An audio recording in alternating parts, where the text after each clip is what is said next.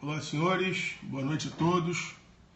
Vamos entrando aí para a gente começar essa live aqui no ramo direito, em que nós vamos estudar na aula de hoje, nesse encontro de hoje, como você pode ver aí.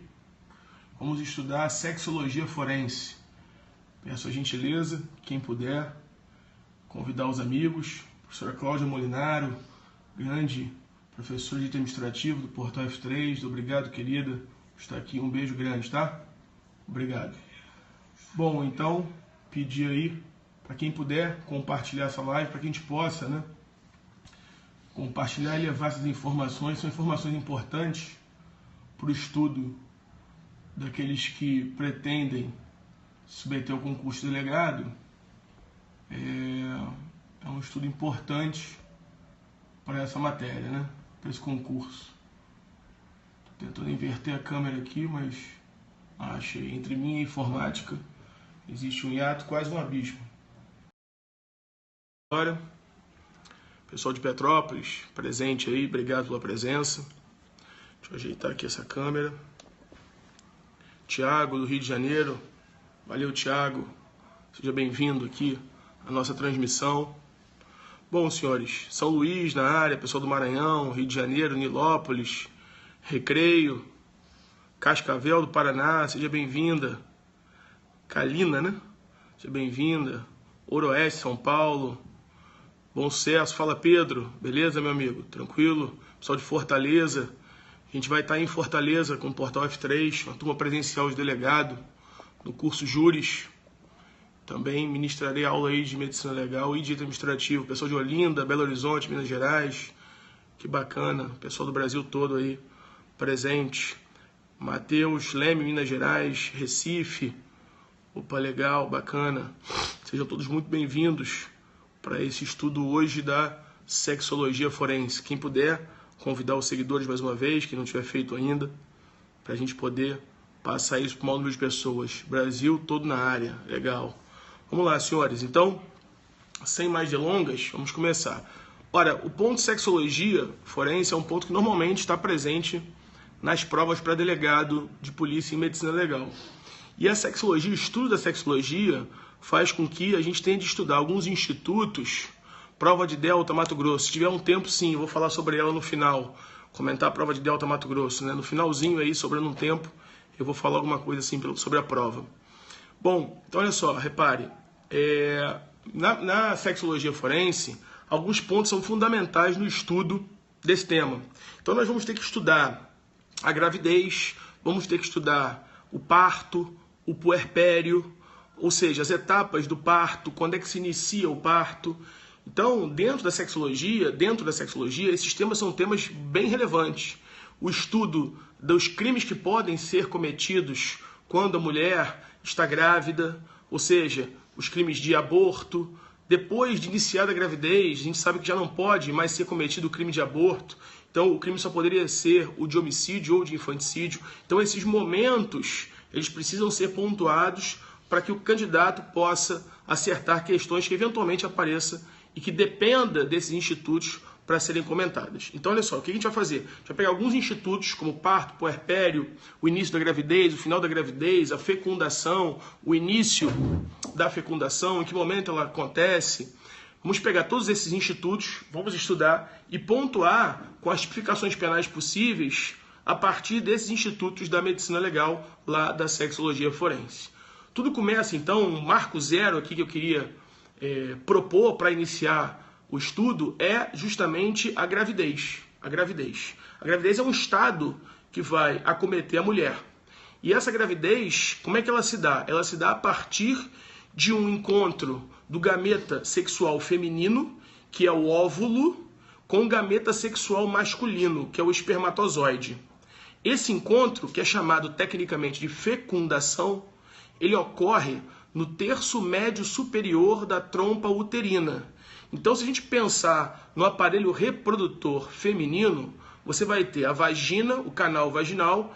Delimitando a entrada do canal vaginal, nós temos o ímen, que é essa membrana que delimita a entrada do canal vaginal. Antes do ímen, nós temos a vulva e após o ímen, nós temos o canal da vagina.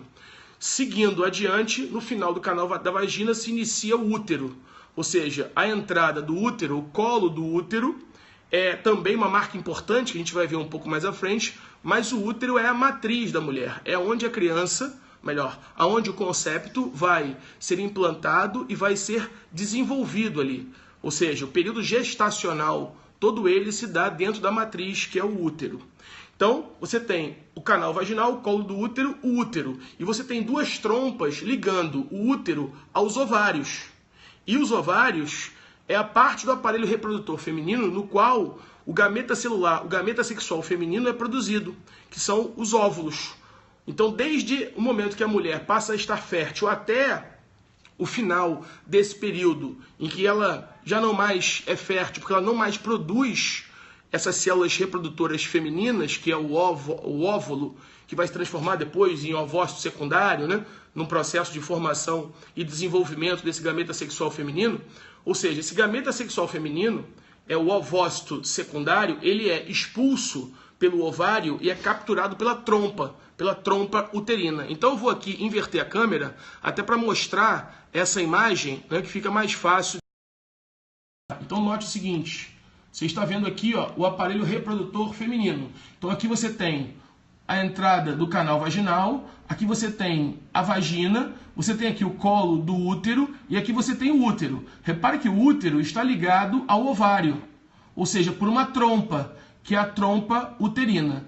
Dentro do ovário, aqui dentro do ovário da mulher, um de cada lado, 2 ovários, são produzidos as células reprodutoras femininas, os gametas reprodutores femininos, que é o óvulo. Então, o óvulo ele é expulso do ovário, é capturado pela trompa e o óvulo começa a subir, fazer esse percurso aqui pela trompa. Até que quando chega aqui no terço médio superior do ovário, o espermatozoide, que foi ejaculado aqui dentro do canal vaginal, ele vai subir até o útero e vai fecundar o ovócito secundário aqui, nessa parte superior da trompa uterina, ocorrendo então a fecundação. Deixa eu inverter aqui.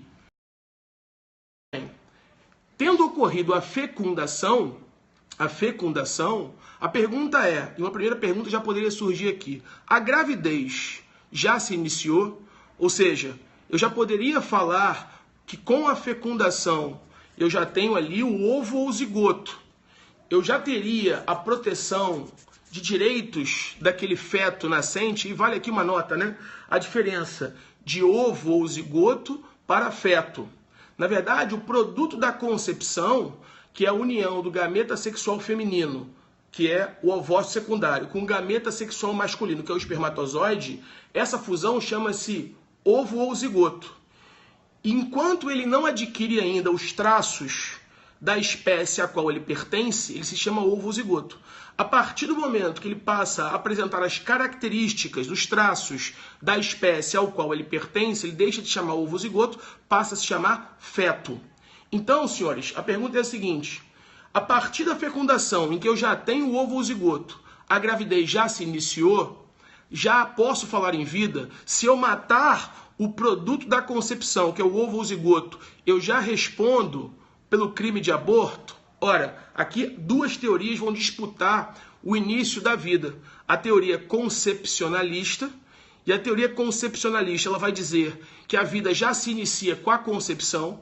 Então, por essa teoria, se eu matasse o concepto nesse momento, eu já responderia pelos crimes de aborto. Obviamente, se isso fosse doloso, já que o aborto não é admitido, pelo menos no nosso ordenamento, na sua modalidade culposa. Entretanto, se te fizer essa pergunta na prova de medicina legal, não é essa a resposta que você vai dar. Por quê? Porque o direito penal, ele trabalha não com a teoria da concepção, para que então aquele comportamento seja considerado como algo de relevância para o direito penal. O direito penal trabalha com a teoria da nidação. Ou seja, o que é a nidação? É o acoplamento do produto da concepção, o ovo ou zigoto, no útero materno, ou seja, na matriz, numa das camadas da matriz que é o endométrio. Então o endométrio ele é preparado para receber o produto da concepção, que é justamente o ovo ou zigoto. E esse ovo ou zigoto ele vai demorar um período para chegar, fazer essa passagem do ovário até o útero, passando pela trompa, ele vai levar desse período de deslocamento em torno de 5 dias. Então, se eu matar o produto da concepção nesse período, eu não vou responder pelo crime de aborto. Por quê? Porque não houve ainda a anidação. Não tendo havido ainda a anidação, a gravidez não se iniciou. E se a gravidez não iniciou e o aborto é matar o produto da gravidez, ou seja, que é justamente o concepto, ora, eu só posso falar em crime de aborto a partir do início da gravidez. E a gravidez se dá, então, com a nidação. A nidação ela vai se dar no endométrio, ou seja, na camada interna do útero materno, do útero da mulher, tá certo? Só que, às vezes, essa nidação ela ocorre em um local diverso. Então, a natureza construiu todo esse processo para que ele fosse feito e desenvolvido onde? Dentro do endométrio. Só que, às vezes, a nidação ocorre na trompa. Às vezes, a gravidez ocorre não a partir da nidação, dentro da matriz, dentro do endométrio, mas uma gravidez que ocorre fora de local. E essa gravidez que se dá pela nidação fora de local, recebe o nome técnico na medicina legal de gravidez ectópica. Então, se perguntar numa prova o que é a gravidez ectópica, a gravidez ectópica é aquela no qual a nidação se dá fora do topos, ou seja, fora do local, fora, ectopos, ectópica, fora da matriz, fora do útero materno, fora do endométrio. Então, por exemplo, uma gravidez tubária. Nessa hipótese de uma gravidez tubária, vou até virar a câmera aqui para mostrar, né? Por exemplo, imagine que a nidação ocorra aqui nesse local. Ou seja, então, o produto da concepção, o ovo ou zigoto, ele vem pela trompa, demora 5 dias em torno dele para chegar aqui ao endométrio, mas só que em vez de nidar aqui no endométrio, na camada interna do útero, ele nida aqui, ó, na trompa.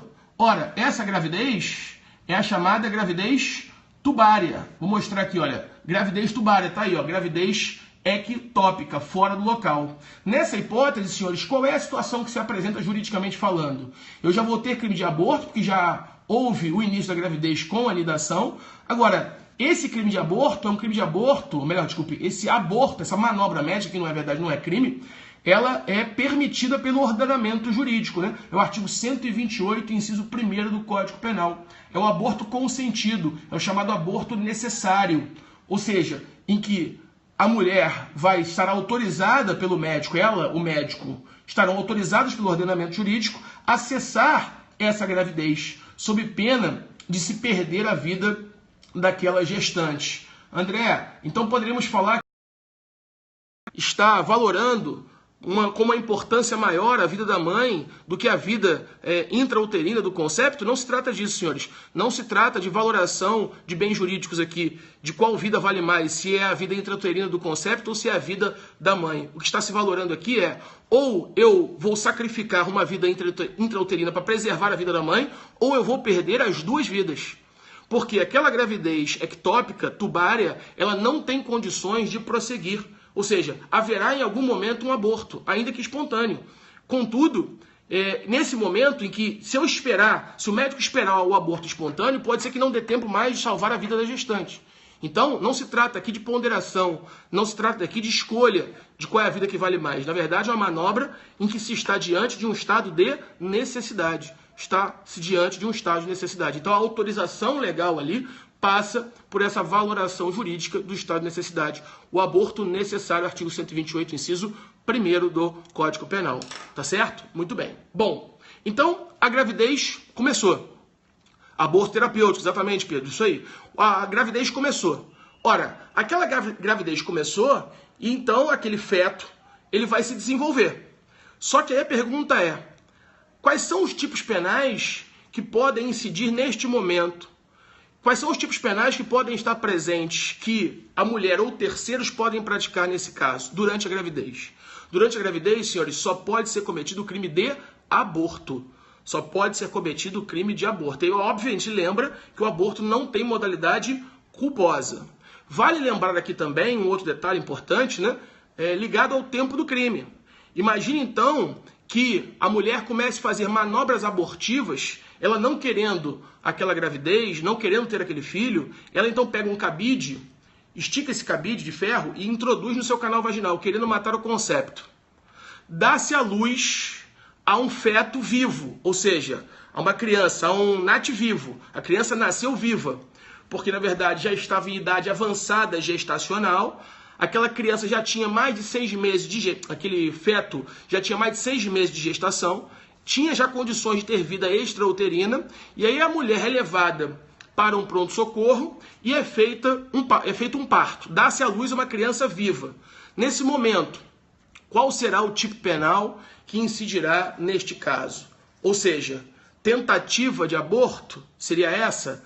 Qual seria o crime? E aí a criança morre, agora já criança, né? A criança morre 3 dias depois numa UTI neonatal.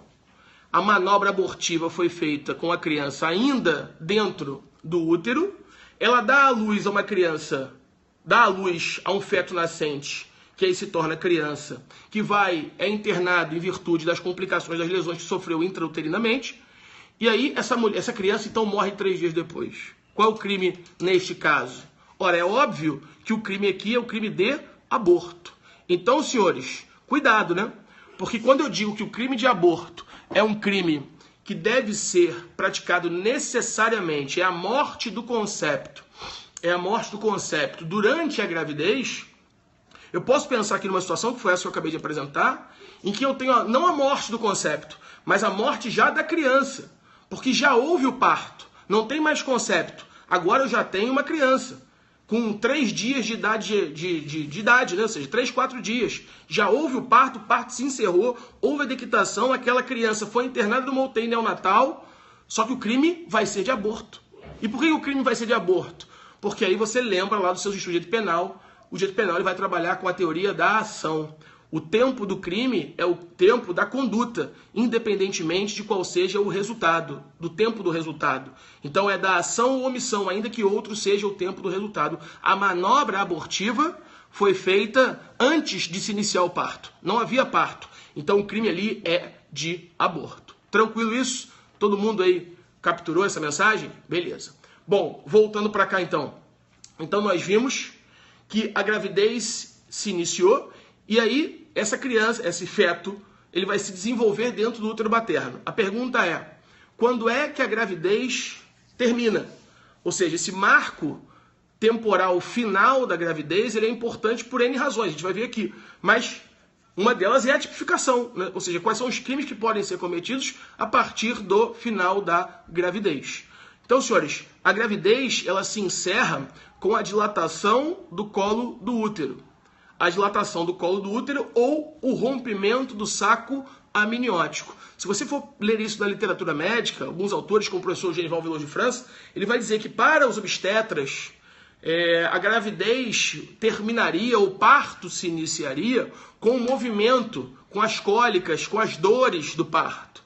Mas isso é para a obstetrícia, não para a medicina legal. O próprio Genival fala no livro, né? Ou seja, isso vale para os obstetras, mas para o estudo médico legal, a gravidez termina e o parto se inicia com a dilatação do colo do útero, ou o rompimento do saco amniótico, ou o rompimento das águas.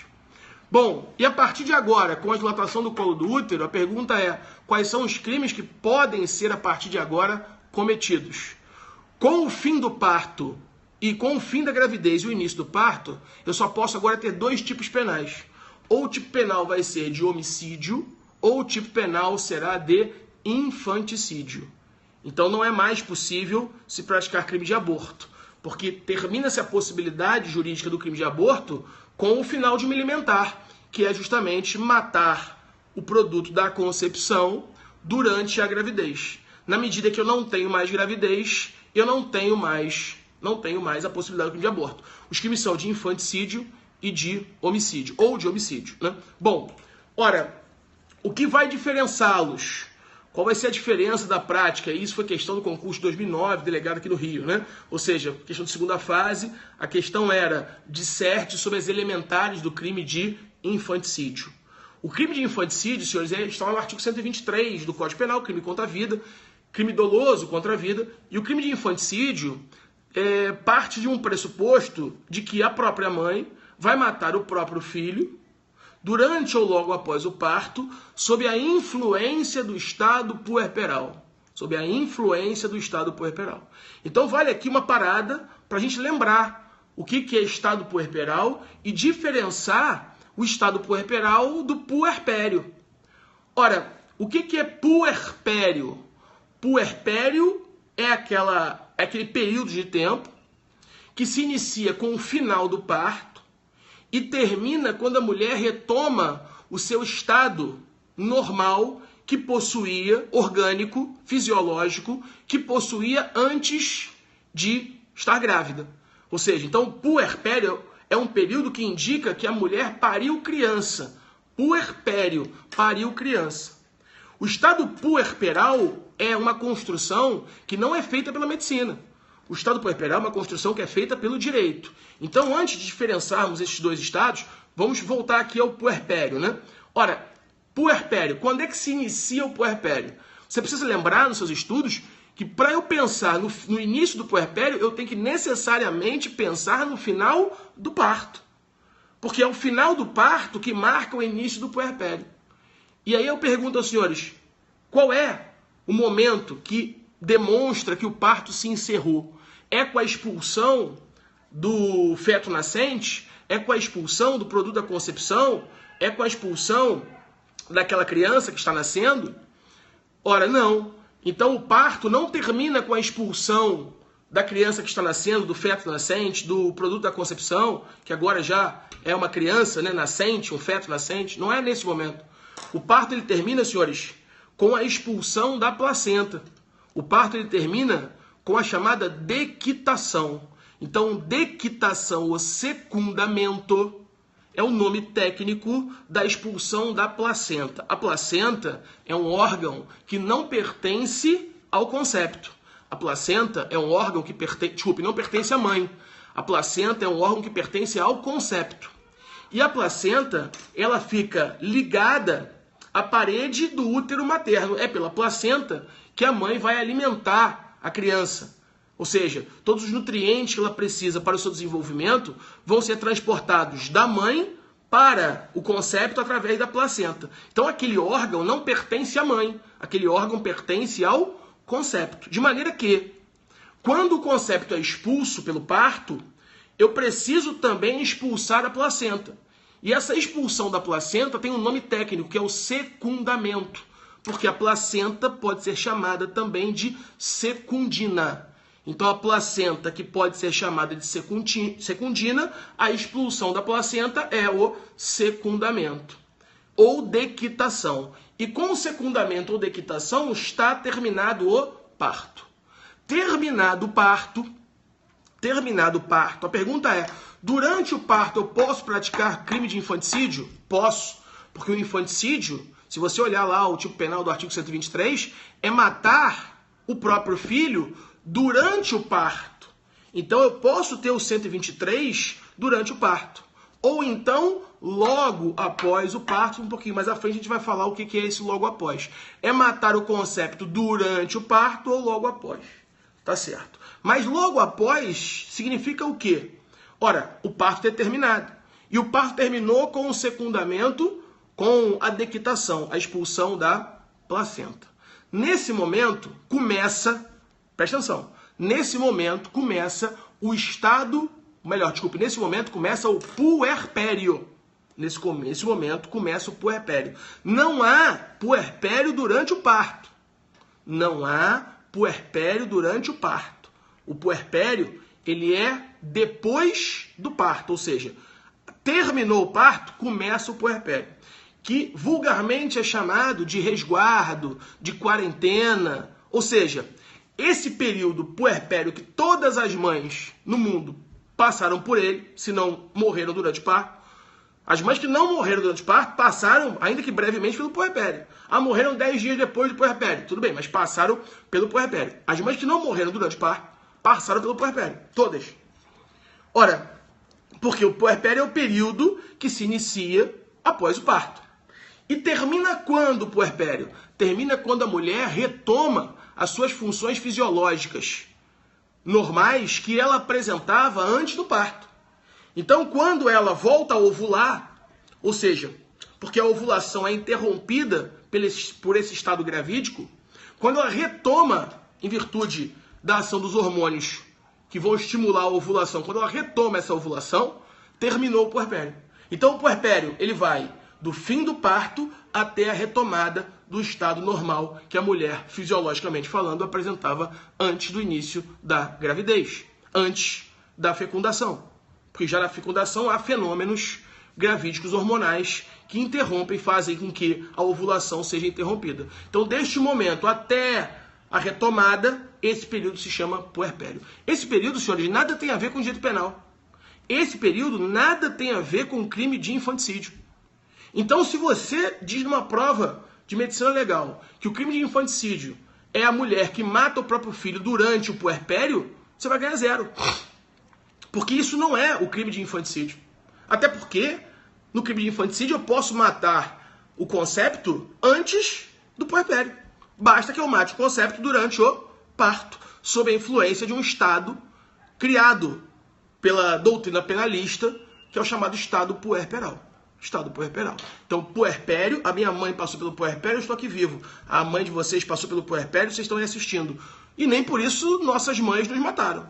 E se submeteram ao puerpério. Tranquilo? Então, não confunda puerpério com estado puerperal. Ora, para a gente entender a própria lógica do estado puerperal, a gente tem que lembrar que o crime de infanticídio nem sempre possuiu as mesmas elementares que ele possui hoje em dia, já, quer dizer, há muito tempo, mas desde a reforma do Código, né? Ou seja, esse não era o crime de infanticídio conhecido pelo direito penal. Então, o Código Penal, note, de 1830, ele previa o crime de infanticídio com outras elementares, diferentes daquelas que nós conhecemos hoje, lá no artigo 23.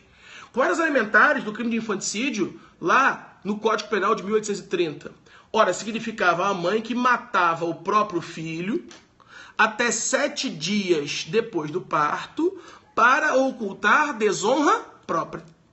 Então, esse era o crime de infanticídio no Código Penal de 1830. Matar o próprio filho logo após o parto, ou seja, num período de até 7 dias após o parto, para ocultar desonra própria. Só que com a evolução da sociedade, né, começa a ficar difícil você explicar determinados conceitos. E um conceito que tem uma certa dificuldade para ser explicado dentro de um ambiente social é como é que você permite a ceifação de uma vida, ainda que intrauterina, ou seja, ou aquela que acabou de ser uma vida extrauterina, né? Ou seja, como é que você justifica matar uma criança em até 7 dias depois do nascimento para ocultar a desonra própria? Então, será que a honra vale mais do que a vida? Ora, a sociedade começa a questionar isso. Então, começou a ficar deselegante minimamente você admitir um tipo penal aceitando esse tipo de comportamento. Então, com a reforma do Código Penal, pensou-se assim, bom, então vamos fazer o seguinte, vamos tirar o mote do crime de infanticídio, que é para ocultar a desonra própria, e vamos colocar um outro mote. Vamos dizer que essa mulher está acometida por uma perturbação, que ela está acometida por um determinado sofrimento, por uma determinada tristeza, ela passa ali por uma ansiedade, por um período de conturbação. E vamos chamar esse período e vamos fazer com que ele seja a causa, né? Essas mudanças que a mulher sofre no corpo, as dores, o sangramento, que são os lóquios após o parto, aquela ansiedade, aquela tensão, aquele nervosismo, as mudanças corporais, as mamas avantajadas, lactacentes, ou seja, o sangramento. Então todo esse estado, esse quadro, acaba por influenciar a mulher. E aí, então, vamos chamar isso de estado puerperal e vamos justificar dizendo que ela matou o filho, o próprio filho, durante o parto ou logo após, por conta dessas perturbações, dessas alterações, essa ansiedade pela qual ela passou. E vamos chamar isso de estado puerperal. E aí vamos tirar os 7 dias, porque nem sempre isso ocorre no 7º dia, pode ser que ocorra no 10º, no 15º, e vamos dizer, tira os 7 dias e coloca logo após o parto, sem que haja uma precisão de data para isso. Né? Então, senhores, ora, o que eu fiz? Eu peguei lá o crime de infanticídio, lá do Código Penal de 1830, que tinha como elementar de matar o próprio filho para ocultar a desonra própria 7 dias após o parto, e tirei os 7 dias e coloquei logo após. E tirei para ocultar a desonra própria e coloquei o estado puerperal. E aí eu vou dizer, eu quem? Eu medicina? Não, porque a medicina não reconhece o estado puerperal como uma doença. Então não é a medicina que diz, não é a medicina legal que diz isso. Não são os médicos que dizem isso. Quem diz é o direito penal. Então você tira ocultar a desonra própria e coloca o estado puerperal. E aí o que é esse então estado puerperal, André? São essas alterações pelas quais a mãe passa, aquele sofrimento, a dor do parto, a mulher está nervosa, está ansiosa, alterações hormonais, a mama avantajada. Ela, depois do parto, a placenta é arrancada do colo da parede uterina, do endométrio, e ali cria-se uma ferida. Essa ferida fica sanguinolenta por alguns dias. Então todo aquele estado, aquela confusão, gera na mulher uma influência. E sob esta influência, em razão desta influência, eu então mato o próprio filho. Eu mato o próprio filho durante o parto ou logo após. Aí eu chamo isso de estado puerperal. Se você abrir os livros de medicina legal procurando a explicação para o estado puerperal, você não vai encontrar. Porque a medicina legal não reconhece o estado puerperal. A medicina legal, a medicina reconhece o puerpério, mas não reconhece o estado puerperal. Então, o que é o crime de infanticídio? Matar o próprio filho durante ou logo após o parto. Só esse fato, senhores, já é suficiente para que nós entendamos que estado puerperal e puerpério não são a mesma coisa. Eu acabei de dizer que o puerpério se inicia com o final do parto. Não tem puerpério durante o parto. E se você for o 123, você vai ver que a lei penal admite esse crime que tem uma pena muito inferior à pena do homicídio, né? Porque, na verdade, melhor seria se aquela hipótese ali fosse de um homicídio qualificado, um homicídio privilegiado, mas não um tipo penal autônomo, né? Por isso que há críticas para esse tipo penal, que é o artigo 123. Então, se você for olhar lá no 123, lá vai estar escrito que é matar o próprio filho sob a influência do estado puerperal. Sob a influência do estado puerperal, em que momento? Em que momento? Matar o próprio filho durante o parto. Ou seja, durante o parto, eu mato o próprio filho. Sob a influência do estado puerperal, só que não tem puerpério durante o parto. Isso já é o suficiente para você diferenciar puerpério de estado puerperal, sabendo que a medicina legal não reconhece o estado puerperal, ela só reconhece o puerpério. Tá certo? Tranquilo isso? Então, matamos essa questão aí do infanticídio.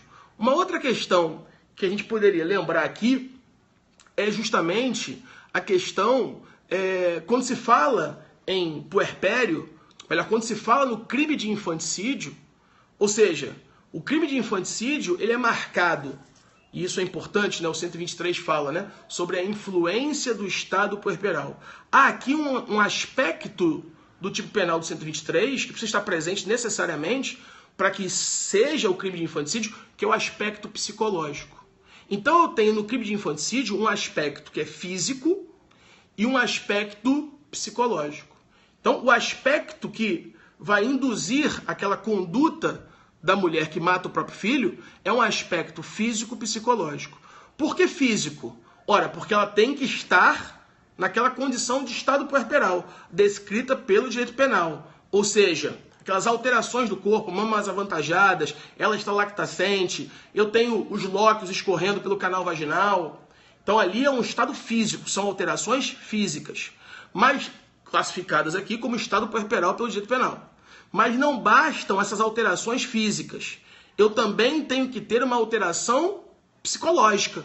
Por isso o aspecto na tipificação do infanticídio é um aspecto físico-psicológico. Físico pelas alterações do corpo e psicológico porque ela vai matar o próprio filho sob a influência do estado puerperal. Ora, André, então se me perguntarem qual é o aspecto que deve ser considerado para a tipificação da conduta como conduta descrita do 123, eu vou dizer que é um aspecto físico-psicológico, sim. Mas no infanticídio sempre foi assim? Não, nem sempre foi assim. Ora, porque se eu pensar no infanticídio lá em 1830, lá o aspecto não era físico-psicológico. Lá o aspecto era puramente psicológico. Lá o aspecto era puramente psicológico. Porque lá não tinha, note bem, não tinha o estado puerperal. Lá era matar o próprio filho, sob a influência do estado puerperal, não. Era matar o próprio filho para ocultar a desonra própria.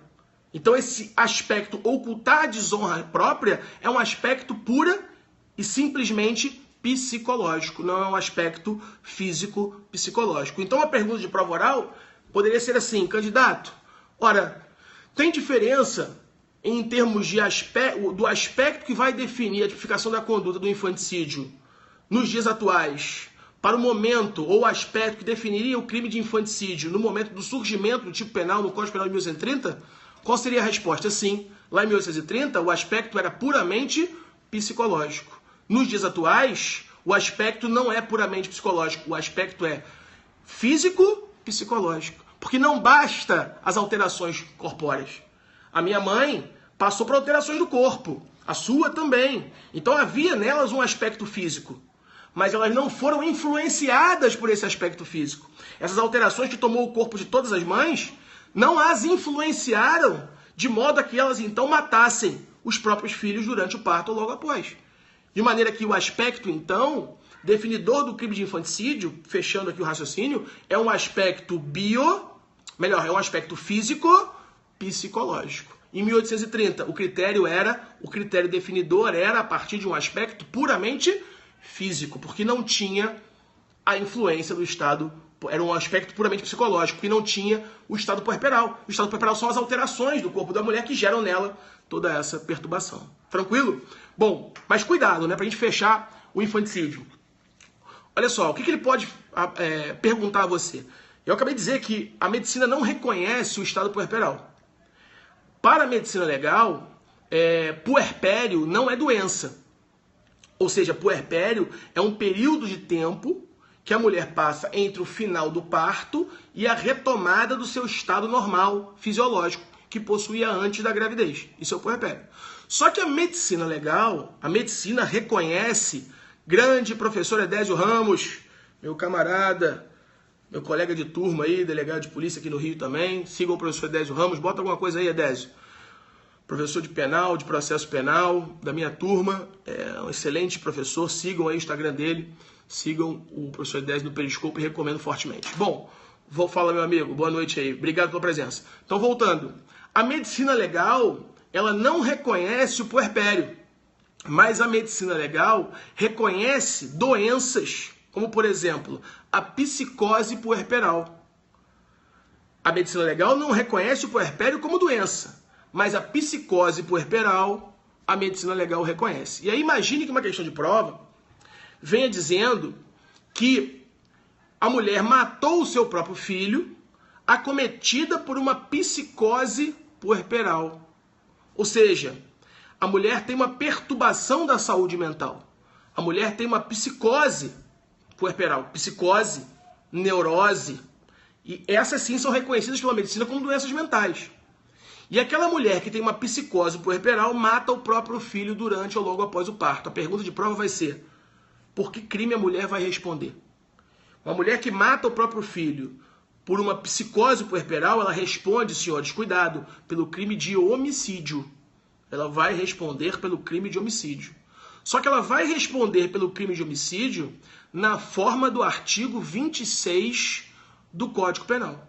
Porque na medida que ela está acometida por uma psicose puerperal, ela não tem condições de entender o caráter ilícito do fato e se determinar de acordo com esse entendimento. Ou seja, eu tenho uma alteração num dos elementos do tipo penal. Ou seja, tipo penal, conduta, nexo, resultado, dolo ou culpa. Dolo, vontade livre e consciente de atingir aquele resultado.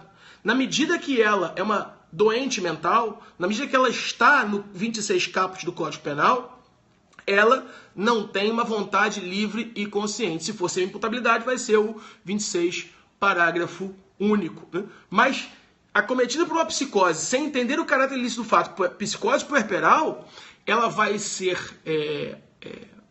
processada e condenada ou não pelo crime de homicídio. E, obviamente, se a partir de perícias psiquiátricas que vão ser feitas durante a instrução criminal, restar comprovado que no momento da ação ou omissão ela era incapaz de entender o caráter ilícito do fato e determinar de acordo com esse entendimento, o juiz vai absolvê-la. Mas essa absolvição, sabemos que é aquela absolvição imprópria, ou seja, vai aplicar a ela a medida de segurança.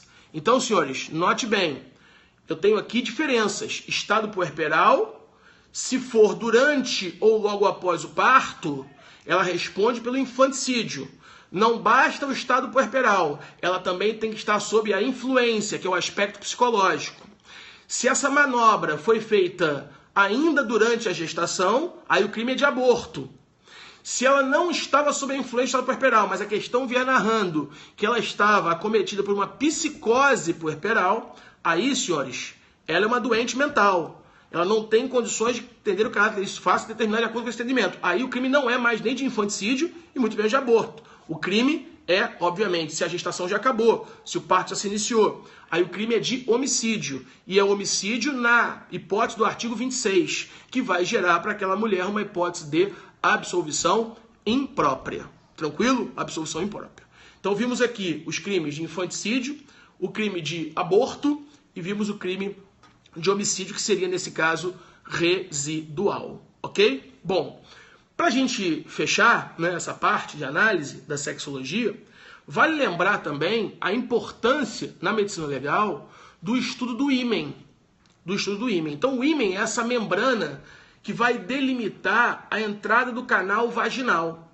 E o estudo do ímen em medicina legal recebe um nome que é a himenologia. Himenologia é o estudo do ímen. Muito bem. Só que cuidado, né? Porque em medicina legal a gente tem a himeneologia. A himeneologia estuda as questões médico-legais do casamento. Então as questões médico-legais do casamento são estudadas pela himeneologia. A himenologia estuda o ímen. Ora, senhores, e aí vale a pena lembrar, né? Quando a gente pensa no estudo do ímen, que é essa membrana que delimita a entrada do canal vaginal, vale lembrar não só da classificação dos ímens, de uma classificação aqui que eu gostaria de lembrar, é a classificação de ímen complacente e de ímen não complacente. Ora, o ímen é essa membrana que ela vai ter um ósteo. O que é o ósteo? O ósteo do ímen é o buraco, é a luz, é por onde se dá a passagem. E o ímen tem uma borda livre e uma borda fixa. E entre a borda livre e a borda fixa, nós temos uma membrana, que é o próprio ímen, né? A membrana. Então eu tenho o ósteo, borda livre e borda fixa, e a orla, que é essa membrana. Então a orla, o ósteo. Quando a orla ela é muito alta e o ósteo é pequeno, então o ósteo é pequeno, a orla é muito alta. Se a orla é alta, ou larga se preferir, e o ósteo for pequeno, se um pênis passar por ali, ele vai romper o ímen. Ele vai gerar o que tecnicamente se chamam de roturas do ímen.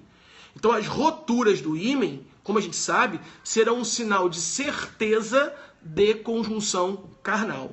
Agora, nem todo ímen tem uma orla larga, alta, e um ósteo pequeno. Existem ímens que o ósteo é largo e a orla é pequena. Como é que é o nome técnico dos ímens cuja orla seja pequena e o ósteo seja largo? São os ímens chamados de ímens complacentes. E aí numa prova de delegado, ele poderia perguntar assim, numa prova oral: candidato, numa paciente com ímen complacente, como é que se faria exame de certeza de conjunção carnal? Então olha a prova, olha a pergunta de prova oral. Candidato, imagine uma paciente com ímen complacente. Ora, o que é o ímen complacente? É o ímen cujo ósteo é largo e a orla é estreita. Se a orla é estreita e o ósteo é largo, aquele ímen não vai oferecer resistência à passagem do pênis. Então, se um pênis passar por ali, e qual é a importância de saber se o pênis passou por ali ou não? Saber se houve conjunção carnal. Conjunção carnal é penetração do pênis na vagina. Ah, André, somente conjunção carnal identifica o crime de estupro? Hoje sabemos que não, né, senhores? Porque com a reforma de 2009, lei 2015-2009, houve uma continuidade normativa típica entre os tipos penais 213 e 214. O 214 previa lá o atentado violento ao pudor, que era qualquer ato libidinoso diverso da condição carnal. Esse tipo penal foi revogado, só que esta conduta foi transportada para o tipo do 213. Ora, o que aconteceu ali? Uma continuidade normativa típica. Não houve, obviamente, abolício crimes. Continuidade normativa típica é o nome técnico desse fenômeno jurídico que aconteceu. Então, o crime de aborto, a partir de então, passou a ser conjunção carnal ou ato libidinoso diverso. Tudo bem. Mas para eu provar pericialmente a conjunção carnal, uma das formas é o ímen roto. Então, se eu tenho uma rotura no ímen, isso é prova de certeza de conjunção carnal. Mas, André, a mulher fez uma manobra de masturbação e ela rompeu o próprio ímen. Não teve conjunção carnal alguma porque não tinha pênis. E ela estava acusando, então, um camarada que ela queria, de alguma maneira, prejudicar. Senhores, eu sei que isso é possível. Em medicina legal, a gente sabe que as certezas, na verdade, são grandes probabilidades. Ele, camarada, que vai ser possivelmente processado, vamos supor que chegue a isso, né? Ele vai responder pelo crime de estupro. Na persecução criminal, ele vai ter que comprovar que ela se autolesionou, que aquilo ali é uma autolesão feita por ela. Mas na prova de medicina legal, você vai dizer que rotura no ímen é sinal de certeza de conjunção carnal. E ponto. Só que a pergunta que o examinador te fez na prova oral foi, na verdade, de um ímen complacente. E se for de um ímen complacente, aquele ímen não ofereceu resistência à passagem do pênis. Se você mandar aquela mulher para exame de corpo de delito, possivelmente o primeiro quesito nesse exame pericial, que normalmente é o seguinte: a paciente é virgem, é normalmente o primeiro quesito de conjunção carnal, o ato libidinoso diverso, exame de corpo de delito, vai voltar prejudicado. Prejudicado. Por que prejudicado? Porque o perito legista não vai ter condições de apenas, pela análise da rotura do ímen, saber se ela foi desvirginada ou não. Porque o ímen é complacente. Então vai voltar escrito assim. Eu já peguei um laudo desse há uns 2 meses trabalhando num plantão. Chegou um caso em que a mãe apresentava uma menina de 13 anos para 14 e que ela alegava que a menina tinha sido submetida a uma violência sexual. Ora, imediatamente requisitei exame de corpo de delito, de conjunção carnal. Voltou o laudo do perito. Primeiro quesito que foi perguntado, né? Primeiro quesito, a paciente é virgem? Resposta aos quesitos do perito. Prejudicado considerando o ímen complacente. Ora, com base apenas na análise do ímen, o perito não conseguiu determinar se ela era virgem ou não, porque o ímen era complacente. E aí, senhores, respondendo a pergunta do examinador na prova oral, né, que é o que vai te restar, já que ele trouxe um complicador na questão. Ele trouxe um complicador na medida que ele está te pedindo um sinal de certeza de conjunção carnal no ímen complacente. Porque se ele só te pedisse, candidato, dê-me um sinal de certeza de conjunção carnal. Resposta, rotura do ímen. Rotura do ímen é sinal de certeza de conjunção carnal. Mas ele, querendo dificultar a pergunta, ele já coloca um ímen complacente. Porque se você diz rotura no ímen complacente, você já disse para ele que você não sabe o que é um ímen complacente. E aí você já estaria respondendo erradamente essa primeira questão. Então essa resposta não dá para dar, porque o ímen é complacente. Logo, poderia restar para você algumas outras possibilidades de sinais de certeza de conjunção carnal. Uma delas seria que no exame de corpo de delito direto, o perito encontrasse ali esperma no canal vaginal. Então, esperma no canal vaginal seria o segundo sinal de certeza de conjunção carnal. O primeiro é a rotura do ímen, só que eu não posso usar esse porque a pergunta veio com o ímen complacente. Então, segundo sinal de conjunção carnal, esperma no canal vaginal. Só que a pergunta é, André, esperma, tudo bem, mas o esperma ou o líquido espermático ele é composto por uma série de substâncias, sim. E aí ele coloca um complicador na prova, dizendo que o camarada é vasectomizado. Se ele é vasectomizado, o esperma dele, que é o líquido, não tem espermatozoide. Se não tem espermatozoide porque ele fez vasectomia, não adianta você colocar na resposta que o encontro de espermatozoide no canal vaginal, que é o gameta sexual feminino, reprodutor feminino, que é o espermatozoide, você não adianta colocar isso porque vai estar errado, né? Porque ele é vasectomizado. Então, naquele esperma, eu não vou procurar espermatozoide, mas eu vou procurar outros produtos, outras substâncias que estão no líquido espermático que não o espermatozoide, já que ele é vasectomizado. Então, por exemplo, eu vou procurar fosfatase ácida no canal vaginal acima de 300 unidades de medida.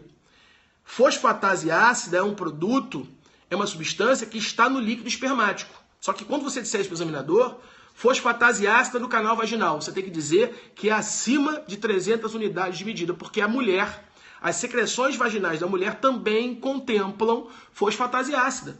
Então, se você disser na prova só fosfatase ácida no canal vaginal, você corre o risco de um examinador mais criterioso te dar 0.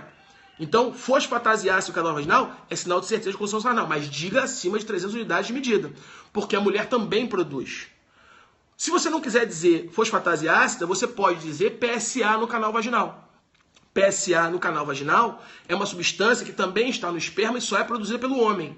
Então, se for encontrado PSA no canal vaginal, se for encontrada fosfatase ácida no canal vaginal, se for encontrada uma proteína, que é a chamada proteína P30, que também compõe o líquido espermático no canal vaginal, tudo isso são sinais de certeza de conjunção carnal.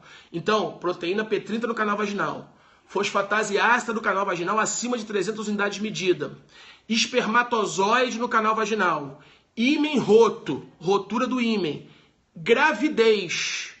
Todos esses são sinais de certeza de conjunção carnal.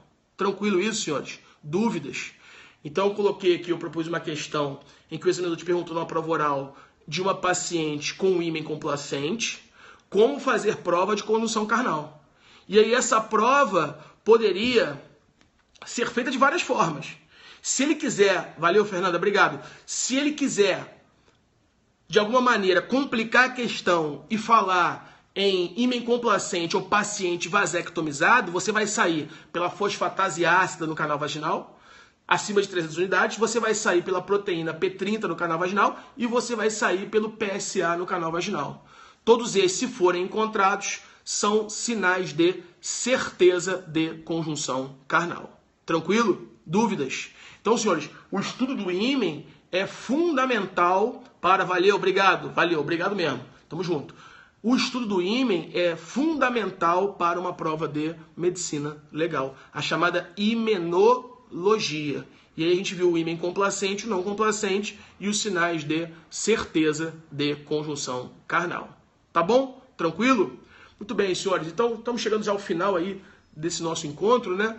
Nós procuramos bater em pontos que normalmente são cobrados, a questão do infanticídio, a questão do estado puerperal, a questão do puerpério, as elementares do tipo penal do 123, ou seja, que crimes poderiam, obrigado, os crimes que poderiam ocorrer nessas circunstâncias, né? Ou seja, os critérios para se definir o crime de infanticídio à luz do Código de 1830, à luz do Código atual, os critérios físico-psicológicos, somente critério físico, somente critério psicológico. Vimos aí puerpério, estado puerperal, as diferenças.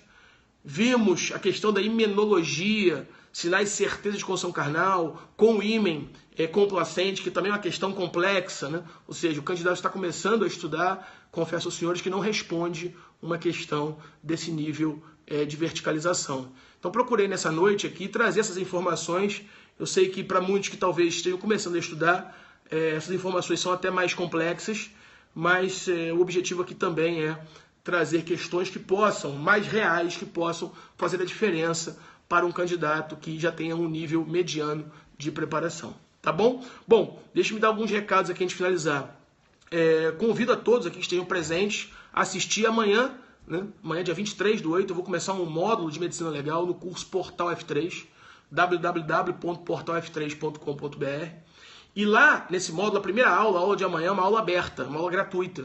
Eu vou trabalhar a traumatologia forense, lesões e mortes por instrumentos vulnerantes. Vamos falar de todas as classificações de instrumentos, das lesões, rubefação, ferida, tumefação, ou seja, a bossa sanguínea, a bossa serosa. Vamos falar das equimoses, ou seja, classificação dos instrumentos. Amanhã vai ser uma aula sobre traumatologia forense. Essa aula, ela é de 9 da manhã às 12h15, ao meio-dia e 15, tá certo?